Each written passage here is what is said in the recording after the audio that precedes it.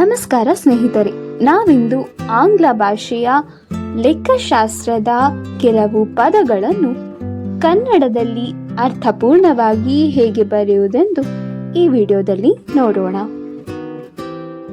ಮೊದಲ ಪದ accounts.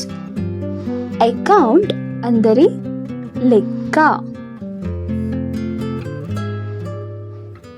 Asset ಅಂದರೆ ಕನ್ನಡದಲ್ಲಿ ಆಸ್ತಿ.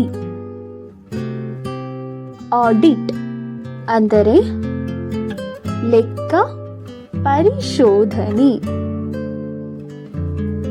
ಆಡಿಟ್ ಅಂದರೆ ಲೆಕ್ಕ ಪರಿಶೋಧನೆ. ಕಾಸ್ಟ್ ಅಂದರೆ ವೆಚ್ಚ. ಕಾಸ್ಟ್ ಪದದ ಅರ್ಥ ವೆಚ್ಚ.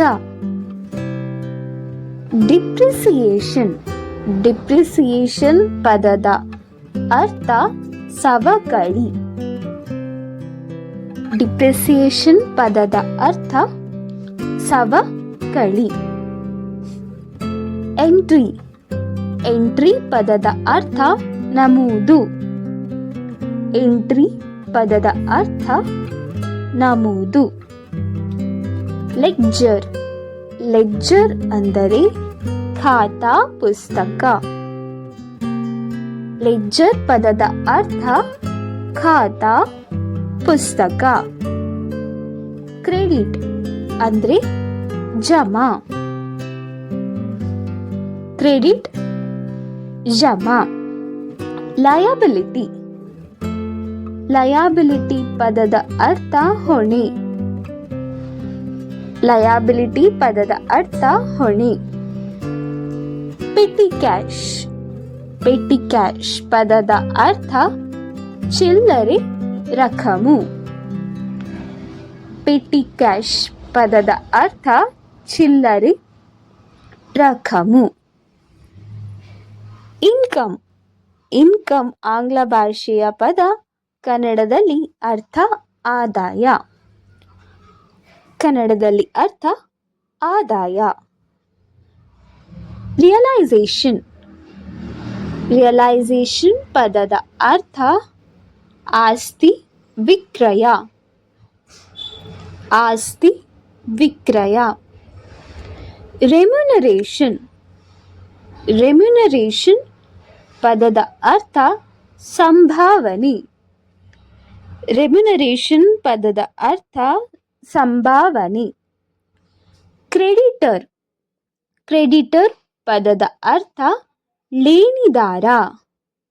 ಕ್ರೆಡಿಟರ್ ಪದದ ಅರ್ಥ ಲೇಣಿದಾರ.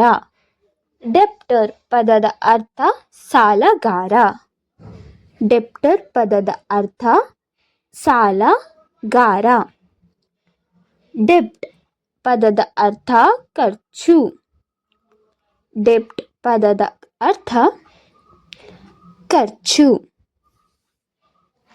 ಇನ್ನು ಟ್ರಯಲ್ ಬ್ಯಾಲೆನ್ಸ್. ಟ್ರಯಲ್ ಬ್ಯಾಲೆನ್ಸ್ ಪದದ ಅರ್ಥ ಪೂರ್ವಭಾವಿ ತುಲನೆ. ಪೂರ್ವಭಾವಿ ತುಲನೆ. ಓಚರ್ ಪದದ ಅರ್ಥ ರಶೀದಿ. ಓಚರ್ ಪದದ ಅರ್ಥ ರಶೀದಿ. ಸ್ಟಾಕ್ ಅರ್ಥ ದಾಸ್ತಾನು. ಸ್ಟಾಕ್ ಪದದ ಅರ್ಥ ದಾಸ್ತಾನು. ರೆವೆನ್ಯೂ ಅರ್ಥ ಕಂದಾಯ. ರೆವೆನ್ಯೂ ಕಂದಾಯ. ಕ್ರೆಡಿಟ್ ಜಮಾ. ಬ್ಯಾಡ್ ಡೆಬ್ಟ್ಸ್ ಅರ್ಥ ಮರಳದ ಸಾಲ. ಮರಳದ ಸಾಲ.